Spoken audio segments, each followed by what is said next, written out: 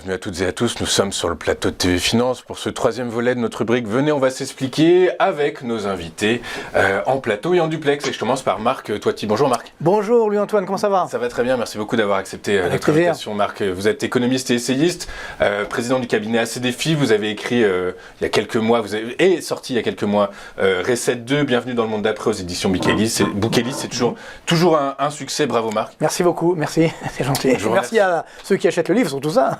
Bravo à vous de l'avoir écrit et d'intéresser autant de personnes, en tout cas Marc, bravo. Je suis également en plateau avec Philippe Béchade. Philippe, bonjour. Bonjour. Bonjour, vous êtes rédacteur en chef du site internet La Bourse au quotidien et vous êtes avec nous régulièrement dans cette émission. Et je suis enfin en duplex avec Charles Sana. Charles qui est éditorialiste et économiste. Bonjour Charles. Bonjour tout le monde. Et vous êtes également rédacteur en chef du site insolentiae.com. Messieurs, ce matin avec vous, on va parler immobilier puisque selon un sondage OpinionWay, malgré les crises à répétition, les Français n'ont en rien perdu de leur intérêt pour l'investissement immobilier. Or, dans le même temps, depuis des trimestres, les Français ont peur de l'avenir. C'est pas moi qui le dis, mais c'est l'INSEE. Depuis juin 2021, le moral des ménages ne cesse de diminuer. Mais si on analyse le détail, eh bien, il y a des raisons d'espérer puisque toujours, selon l'INSEE, en janvier 2023, la part des ménages estimant que les prix vont accélérer au cours des 12 prochains mois, eh bien, cette part a diminué. Du coup, où en sommes-nous réellement? Vaut-il mieux acheter à deux ou louer? Au lendemain de la Saint-Valentin, combien de couples aimeraient avoir la réponse à cette question? La BCE augmente ses taux, quid du marché immobilier? Ou bien encore, le non-renouvellement de la population entraînera-t-elle mécaniquement une baisse des prix de marché? Or, pour avoir une réponse à ces questions, il est indispensable de prendre du recul et c'est ce que nous allons vous proposer tout au long de cette rubrique. Marc, la Banque Centrale Européenne a annoncé jeudi 2 février dernier un nouveau tour de vis, poursuivant ainsi le durcissement de sa politique monétaire. Dans le même temps, le gouverneur de la Banque d'Irlande estime, il a dit ça ce matin ou hier, que le principal taux directeur pourrait être amené à 3,5% quand il est aujourd'hui à 3%. Quel pourrait être l'impact de cette hausse sur les crédits immobiliers? Alors, ce qu'il faut bien comprendre, c'est que oui, la hausse des taux d'intérêt, aujourd'hui, elle est nécessaire, entre guillemets, parce que la BCE a pris beaucoup de retard. C'est-à-dire que globalement, par rapport à la Réserve fédérale et surtout par rapport à l'inflation. C'est-à-dire que n'oublions pas que l'objectif d'inflation de la Banque Centrale Européenne, c'est 2%. On est monté à 10,6%. Maintenant, on baisse un petit peu, on est à 8,5%. C'est quand même 8,5%. C'est 4 fois plus que l'objectif. Donc effectivement, la BCE n'a pas suffisamment anticipé. C'est pas faute de leur avoir dit qu'il fallait le faire. Bon, maintenant, ils réagissent avec un petit peu de retard. Donc on a ces taux d'intérêt qui vont effectivement, le taux monétaire, taux réfi qui vont monter à 3,5%. On a également les taux d'intérêt à long terme qui augmentent. Et donc, évidemment, ça va avoir un impact direct sur les coûts des crédits, des ménages, à la consommation bien sûr, et également sur le secteur immobilier. Alors le problème, c'est que les Français se sont énormément endettés ces dernières années, justement profitant des taux d'intérêt historiquement bas. Eh bien, jusqu'à présent, on avait un encours d'endettement par rapport aux revenus disponibles relativement faible. Dans les années 2000, on était à 55%, après on est monté à 80%. Là, on a un nouveau record de 102,8% d'encours des crédits par rapport aux revenus disponibles des ménages. On n'a jamais vu ça. Alors, qu'on ait un encours de dette supérieur aux revenus, on peut se dire c'est normal, mais ce qui compte c'est la tendance. Donc les ménages français se sont mis en danger, c'est-à-dire que globalement ils se sont énormément endettés, notamment pour acheter leurs biens immobiliers. Et là aussi je pense qu'ils ont eu raison parce que l'investissement immobilier reste l'un des meilleurs placements sur le long terme. On parlait des couples tout à l'heure, effectivement. Je pense que c'est...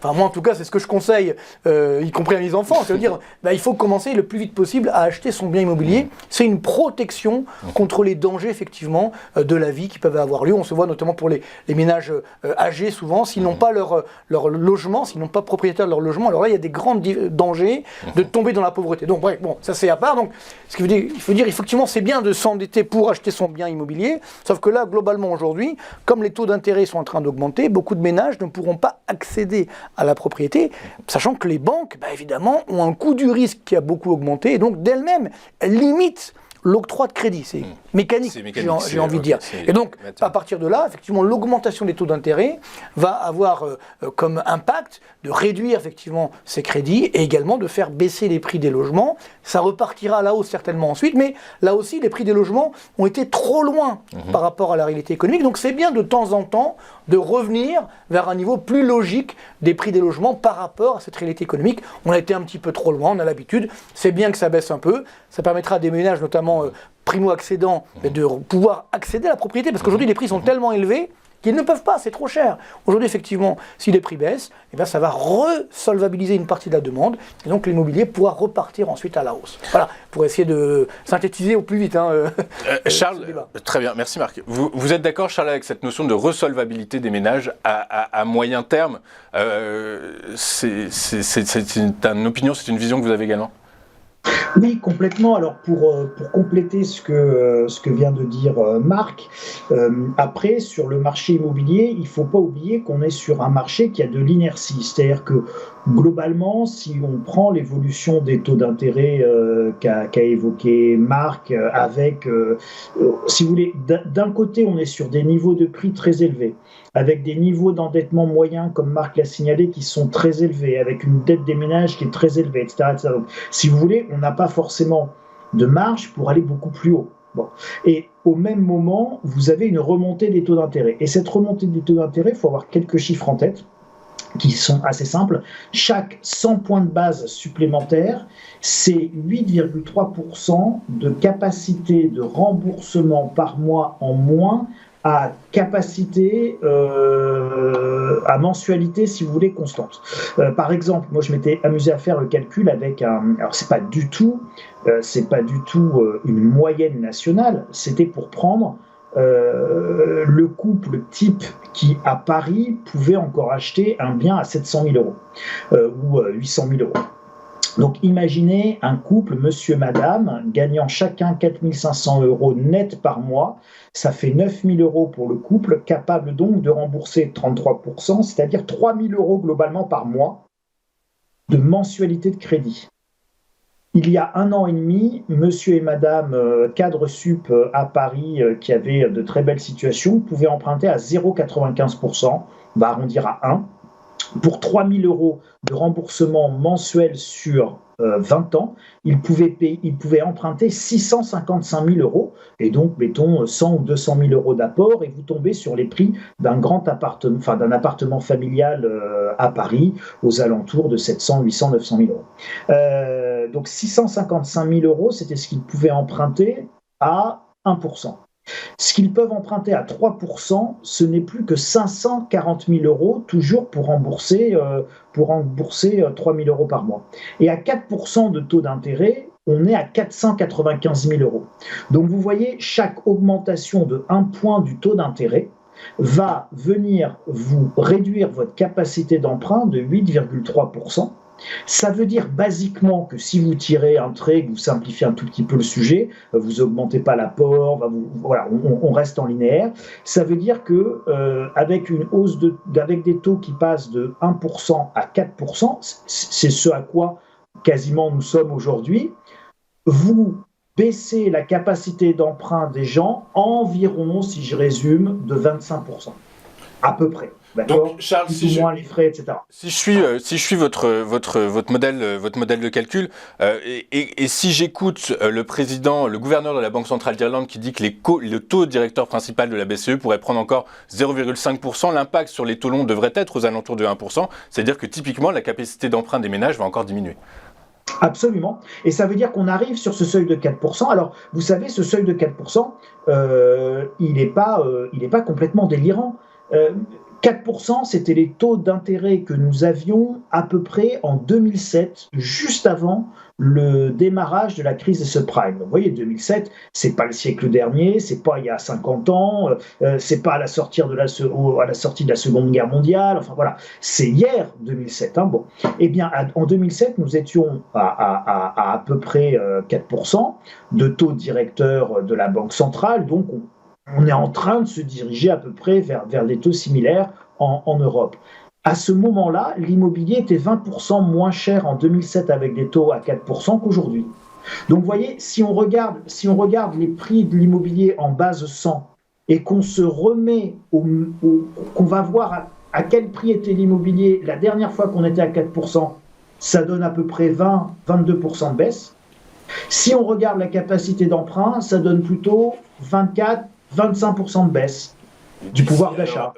On verra après quel horizon de temps, quelle unité de temps vous avez en tête sur cette baisse de 24%, potentielle de 24% du marché. Philippe, est-ce que vous êtes d'accord avec ce que vient de nous présenter Charles, notamment le fait que le marché immobilier est fortement résilient et que si on déroule sur 15 ans, donc 2008, 2007, 2008, potentiellement il pourrait perdre 20% de sa valeur. C'est un calcul, une vision que vous avez également ? J'ai quelques bémols. Alors, j'abonde dans le sens de la démonstration faite par Charles. En 2007, les taux étaient plus élevés et on avait un immobilier en plein boom. Moi, j'ai fait une acquisition immobilière en 2009, après le gros trou d'air, et on avait eu un début de correction dans l'immobilier, qui n'a d'ailleurs pas été bien loin. Fin 2009, j'emprunte, je crois, autour de 3,25. L'inflation était alors inférieure à 2. Du coup, je ne faisais pas forcément une très très bonne affaire.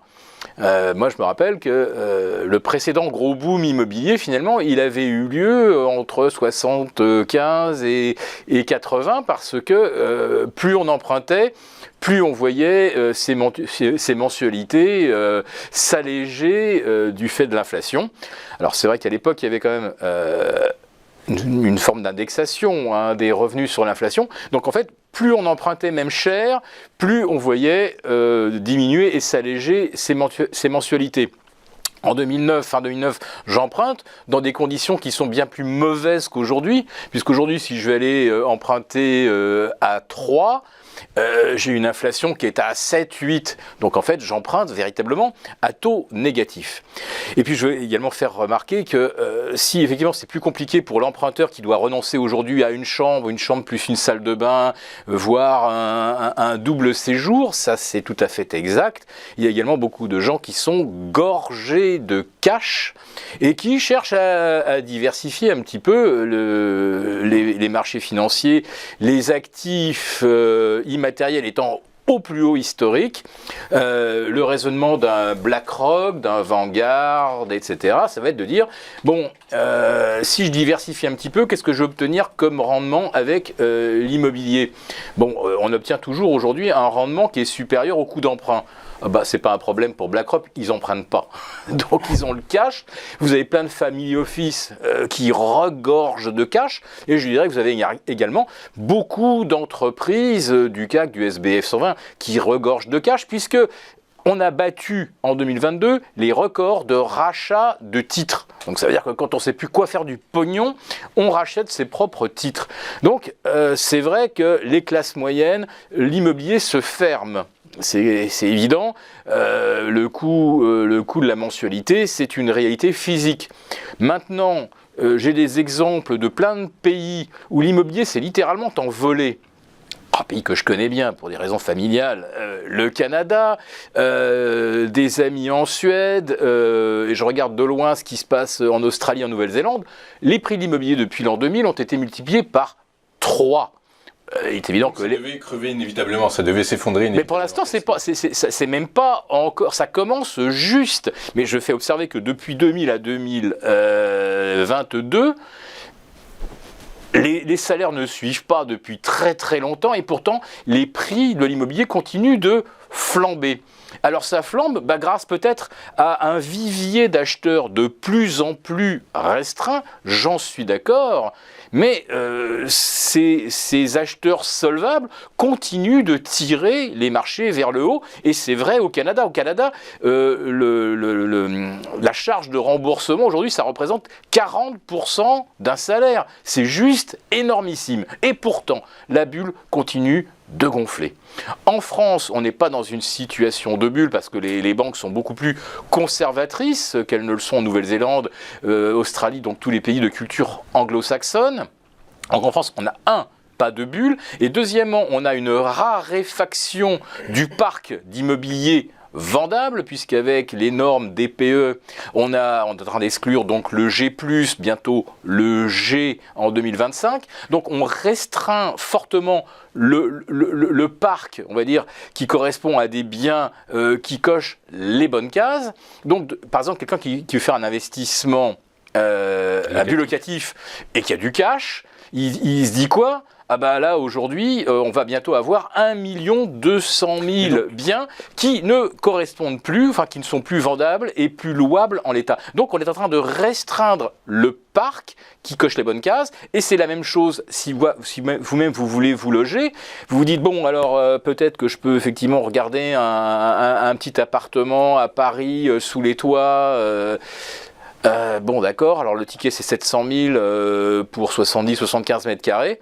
Ah bah mince, il va falloir que je rajoute quand même 100 à 120 000 pour mettre ça d'isolant pour que mon bien passe de G à D ou E. Donc le ticket c'est plus 700, c'est 800, 850 000.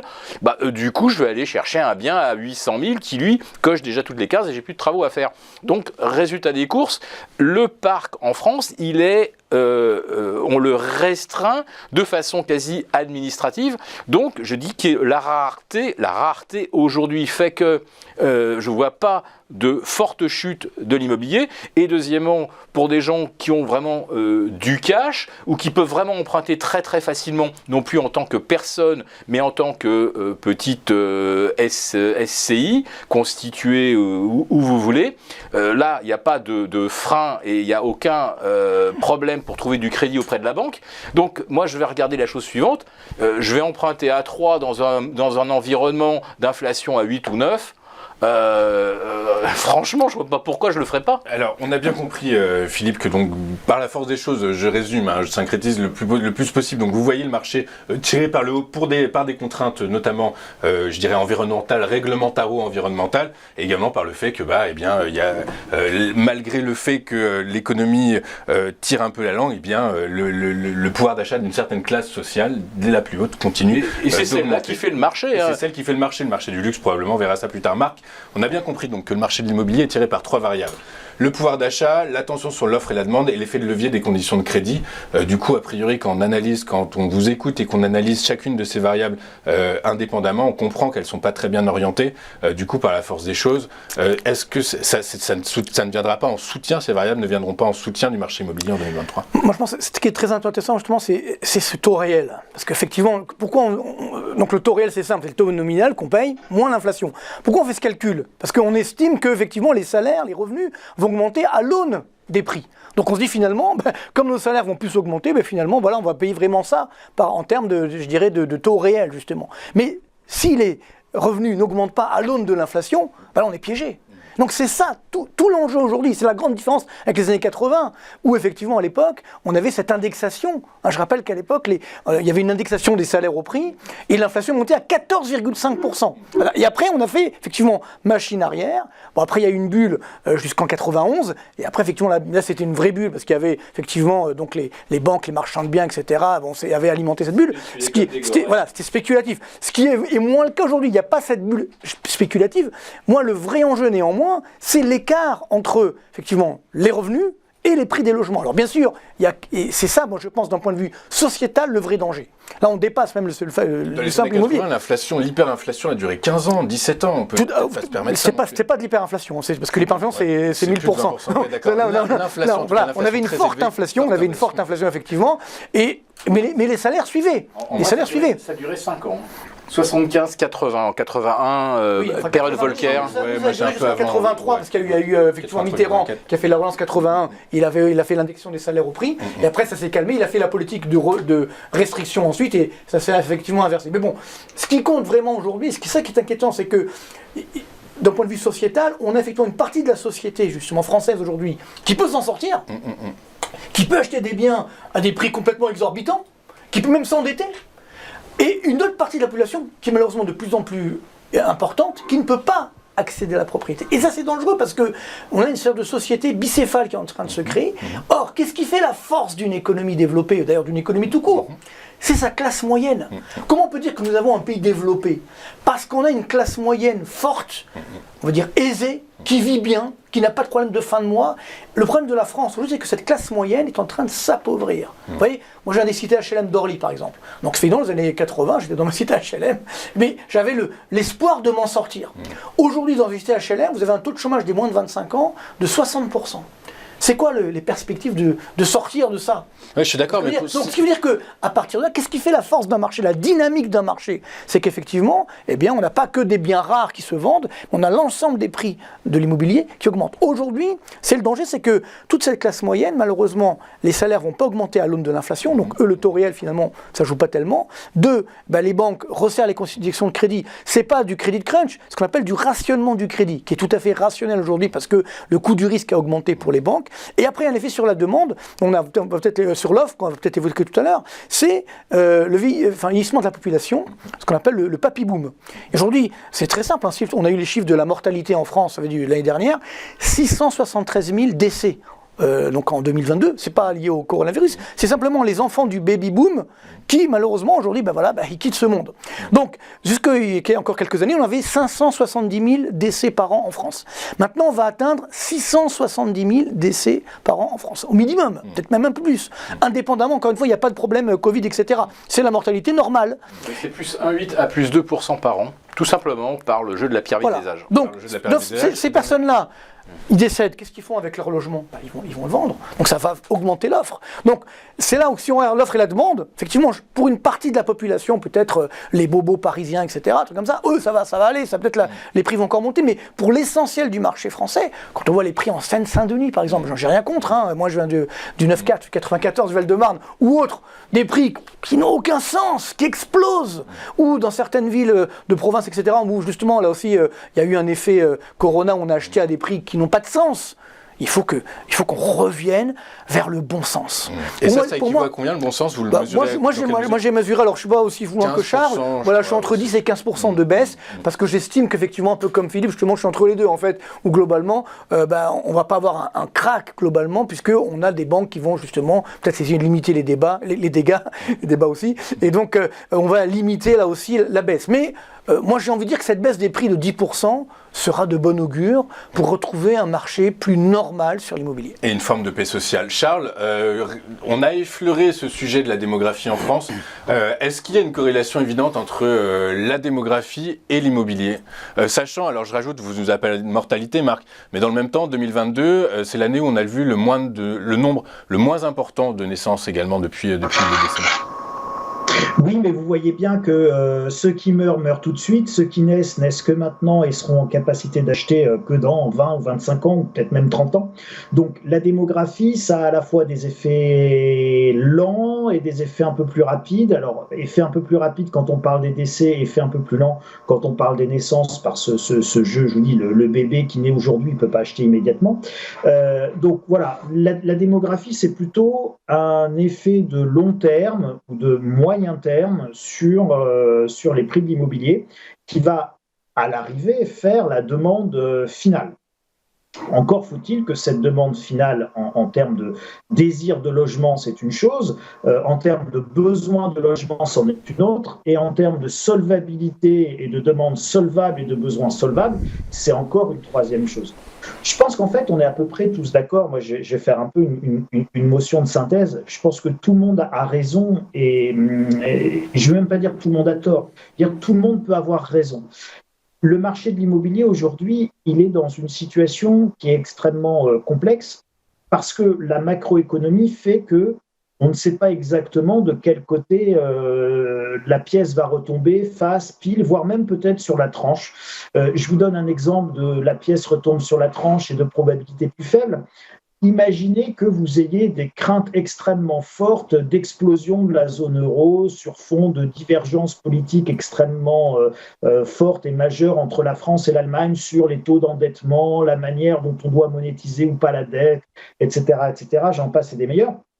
Imaginez quelque chose comme ça, et vous avez la même situation qu'en 2011, juste avant que Mario Draghi ne prononce sa fameuse phrase « L'euro est irréversible, je ferai tout ce qu'il faut et croyez-moi, ce sera assez, le whatever it takes ».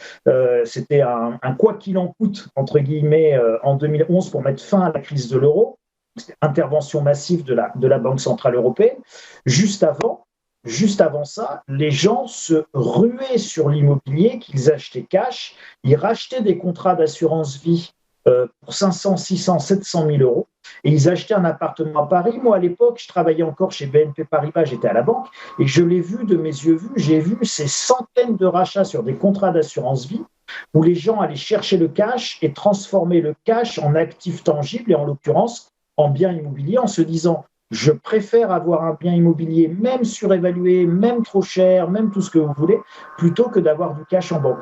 Donc, vous voyez, ça, c'est un phénomène qui rejoint ce qu'évoquait tout à l'heure Philippe, qui disait il y a beaucoup de cash, et si ce cash vient s'investir sur le marché immobilier, paradoxalement, on a presque même plutôt un potentiel de hausse. Quand Marc vous dit la baisse pourrait être plus modérée que ce que dit Charles, parce que 15%, c'est déjà pas mal, 15%, 10-15% qu'évoque Marc, c'est exactement ce qu'on a eu lors de la crise des subprimes, 2007-2008. 2009, on a une correction. Je parle sous le contrôle de Marc, mais elle doit être à peu près de l'ordre de ce qu'évoque Marc. Et après, on a ces rachats, justement, comme l'évoquait Philippe, ces achats paniques où les gens sortent du cash, et ça fait remonter les prix de l'immobilier malgré des taux d'intérêt d'emprunt qui restent encore relativement élevés. Donc, en fait, tout le monde peut avoir raison ici, et je trouve que c'est ça qui est passionnant, c'est d'avoir de faire cette analyse qui est vraiment globale, et où on va chercher tous les trois toutes les hypothèses. Et aujourd'hui, je pense qu'il est extrêmement difficile d'avoir une certitude. Moi, après mon scénario, et c'est pour ça que je vais plutôt parler de scénario que de certitude. Mon scénario, c'est qu'on va avoir encore un autre choc inflationniste avec la guerre en Ukraine, qui n'est pas terminée et qui va sans doute connaître une nouvelle phase, une nouvelle offensive russe, etc., avant qu'éventuellement on arrive à faire un processus de paix dans lequel on pourrait rentrer, qui pourrait peut-être calmer les choses.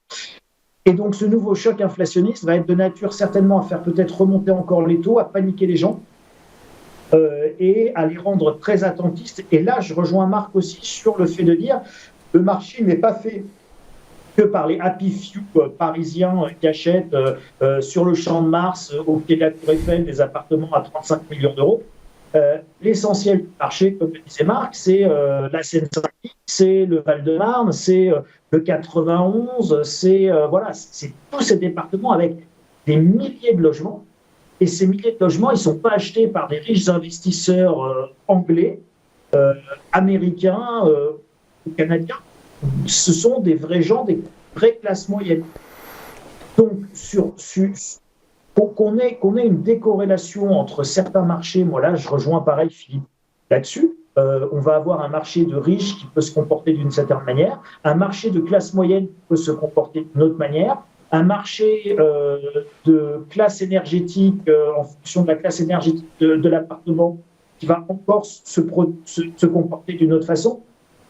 Et enfin, dernier élément de réflexion que je soumets à la sagacité de tous, c'est qu'on n'est pas en France dans le même cas que ce qu'on peut trouver sur d'autres marchés internationaux beaucoup plus libres. Philippe évoquait le Canada, les États-Unis, l'Australie, etc. Effectivement, vous avez des marchés qui sont plus vifs, avec beaucoup plus de financement et avec beaucoup moins d'intervention de l'État. Ici en France, on vous dit 2,20 m, moins de 2,20 m sous le plafond, tu n'as plus le droit de louer. Si tu es G, tu n'as plus le droit de louer. Si tu es F, tu n'as plus le droit de louer à partir de temps. Le loyer, il est encadré par. Et enfin, le locataire qui ne paye pas n'a pas le droit de le mettre dehors. Ce n'est pas comme aux États-Unis. Aux États-Unis, le shérif, il arrive, vous ne payez pas votre loyer, il vous colle une petite notice sur votre porte et il vous dit dans 15 jours, je reviens. Si ce n'est pas vide, je te sors à 13 heures dans l'arrière-plan.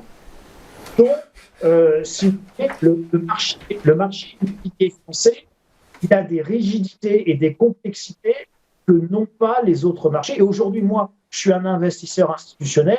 j'investis pas forcément sur l'immobilier résidentiel en France, je préfère l'immobilier résidentiel aux États-Unis, j'ai beaucoup plus de garanties. Et enfin, dernier élément de réflexion, les investissements, ils ne se font pas en chambre. C'est-à-dire que quand je regarde aujourd'hui, Philippe parlait du taux de rendement immobilier, il disait qu'il est supérieur à l'inflation, etc. C'est vrai, sauf qu'aujourd'hui, j'ai le choix entre du rendement quasi négatif avec une espérance de perte sur le capital dans un investissement immobilier, avec tous les ennuis tangibles de la gestion d'un bien tangible, un locataire qui ne paye pas, les dégradations, les travaux à payer, toutes les incertitudes, etc. Et je ne vous parle même pas de la fiscalité et des impôts fonciers qui montent. Et de l'autre côté, aujourd'hui, Arkéa propose des comptes à terme à 4%. Donc, je fais quoi? Moi, si je suis investisseur aujourd'hui, j'ai 20 millions d'euros. Je les place à 4%, entre guillemets, garantie en monétaire chez Arkéa, ou je les place à 0 ou moins quelque chose dans l'immobilier qui pourrait potentiellement baisser avec tous les ennuis tangibles que ça me procure.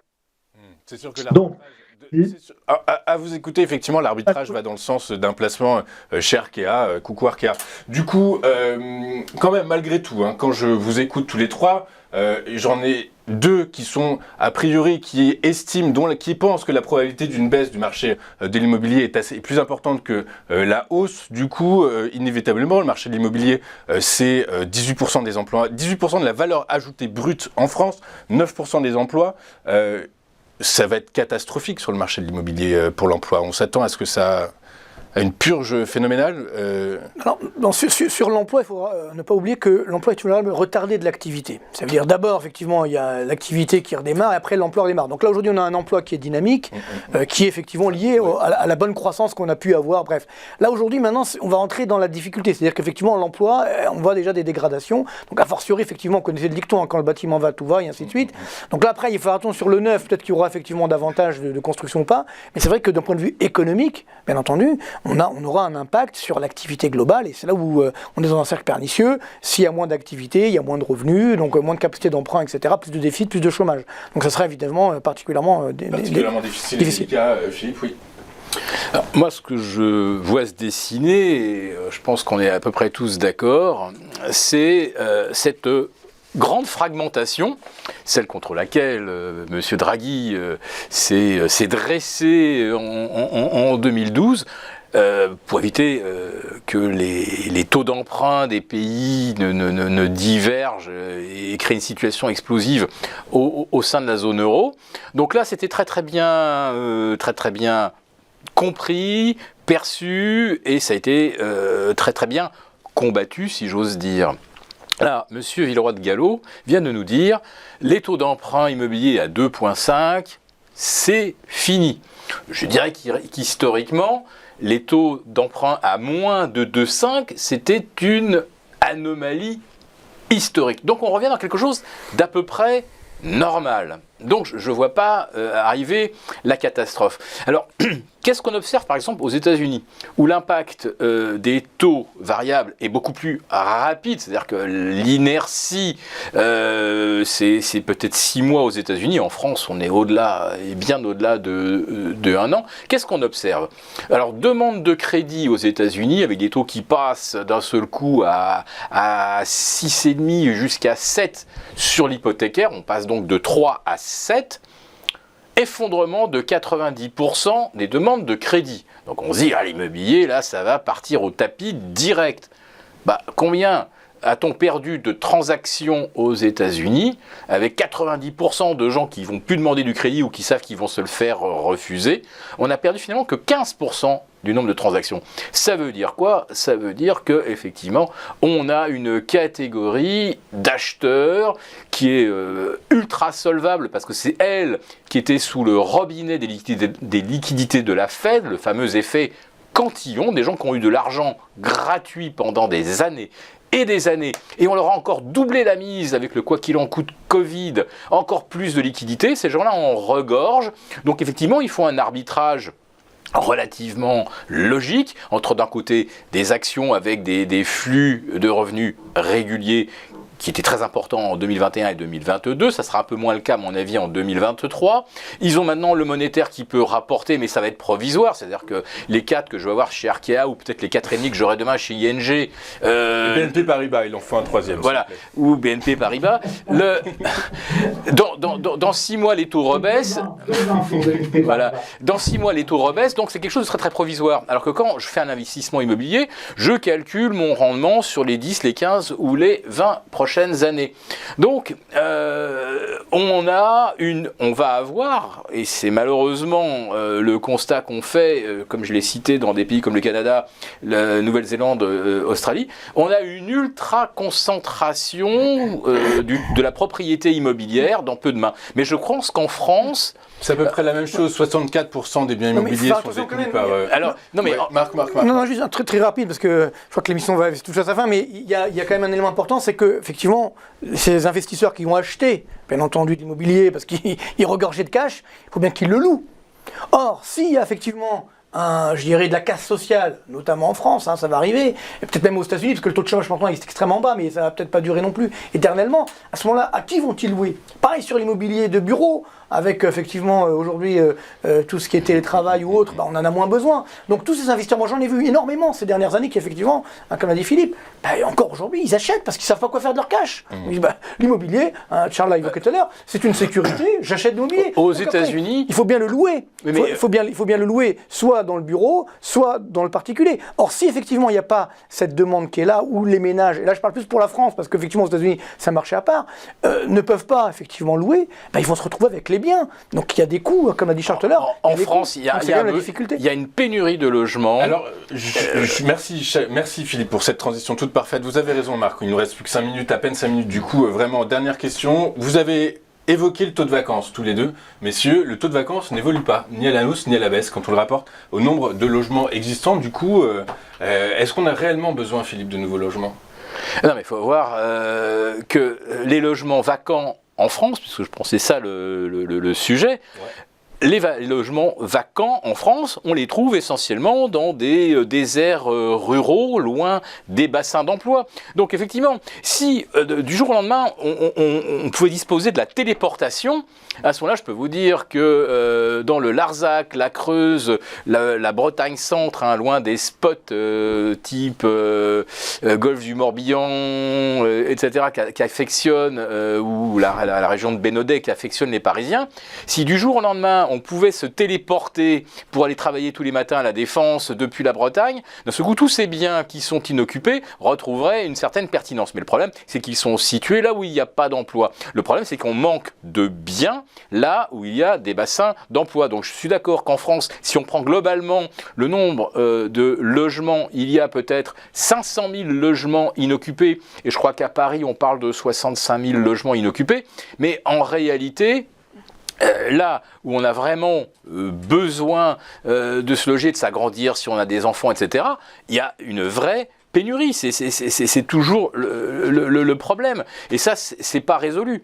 Et en ce qui concerne les achats d'immobilier par les institutionnels, ils vont pas acheter 3 chambres de bonne sous les toits ici, un petit pavillon en banlieue. Effectivement, les institutionnels, les familles d'office vont chercher un petit immeuble à 10, 12, 15 millions d'euros sur lequel ils peuvent déjà calculer leur rentabilité. Donc on a vraiment, effectivement, là aussi, deux types d'acheteurs, et tout ce qui est de l'investissement avec une véritable optique de rendement, on va dire que là, les riches vont encore tout rafler. Alors, voilà. Et les classes moyennes vont devoir se battre pour un nombre de biens restant assez pas assez nombreux, et en plus de ça, où les normes font qu'il y en a peut-être maintenant plus que 80% sur les 100 qui sont achetables. Alors merci justement Philippe, 2 choses. Premièrement, effectivement, en période de crise énergétique, le prix de l'électricité est très haut, du coup la téléportation, mais ça de côté, c'est pas pour tout de suite. Concernant les bassins d'emploi, les futurs bassins bassin d'emploi. A priori, il y a quand même un levier, c'est la transition écologique qui devrait finalement nous pousser à réduire le nombre de déplacements et par la force des choses à développer les centres urbains en dehors, les centres urbains provinciaux. Du coup, toutes ces maisons inoccupées dont vous parlez aujourd'hui, potentiellement, Charles, est-ce qu'elles ne pourraient pas être réoccupées demain ? Ce sera 30 ou 40 km si, alors, c'est perdu.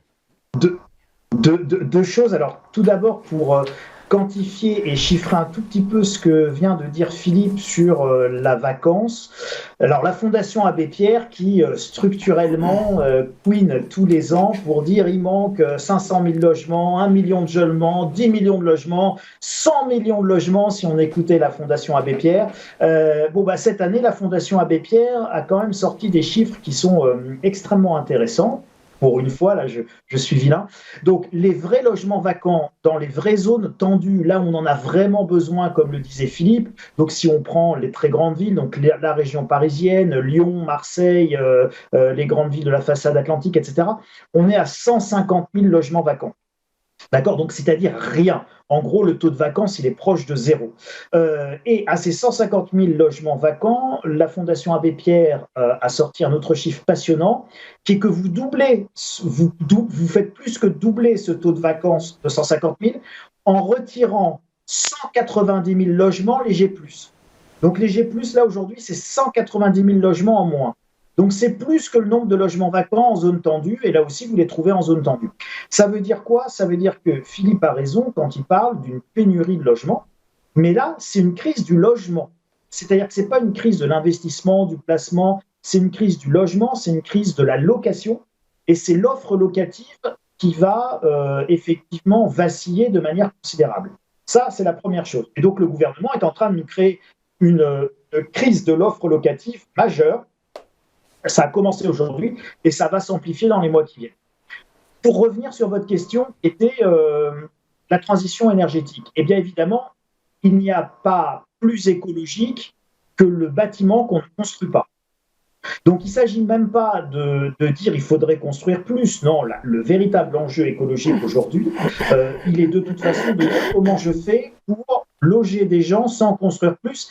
Et je rappelle à ce titre qu'arrive la ZAN, la zéro artificialisation nette, c'est-à-dire qu'on n'a plus le droit de faire de l'étalement urbain, on n'a plus le droit de prendre des terres pour construire non seulement des routes, non seulement des autoroutes, non seulement des parkings, des entrepôts, des entreprises, des usines, mais aussi du logement. Donc en gros, on ne va plus avoir le droit de construire, on va s'interdire de construire et de prendre sur les terres.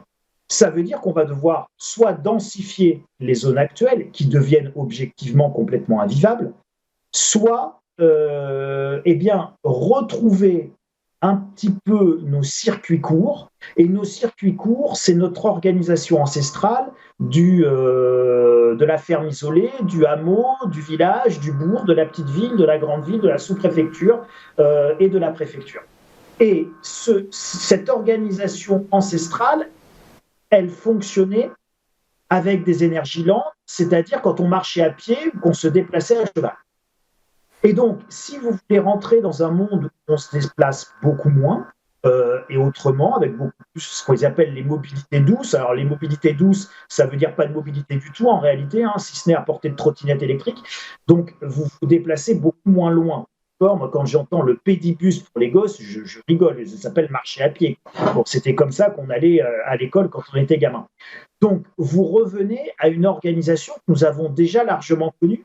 Et donc, la manière dont on dépense notre énergie impacte directement la manière dont on occupe l'espace. La ville moderne, l'Île-de-France à 12 ou 15 millions d'habitants, c'est un délire humain, comme toutes les autres mégalopoles de la planète, qui n'est rendu possible que grâce à l'énergie thermique abondante et pas chère, et donc en gros au pétrole. Okay, très clair. Si avec plus de pétrole, ça va être très compliqué. Ce sera très compliqué. Merci beaucoup Marc, un dernier mot. Non, je veux dire simplement qu'il ne faut pas oublier la différence entre la demande effective et la demande potentielle. C'est-à-dire effectivement tout le monde veut acheter un appartement vu sur la Tour Eiffel de 150 mètres carrés. Après, ou 200 même, disons. Simplement il y a la demande effective. Est-ce que j'ai les moyens de le faire? Donc c'est ça qui est les vrais enjeux aujourd'hui. Donc c'est là où il peut y avoir une mauvaise surprise quand on regarde effectivement les pénuries ou autres, où beaucoup de ménages ont envie effectivement. On a tous envie d'acheter, mais on a n'aura peut-être pas forcément les moyens, ne serait-ce que financiers ou ne serait-ce qu'au niveau bancaire, etc.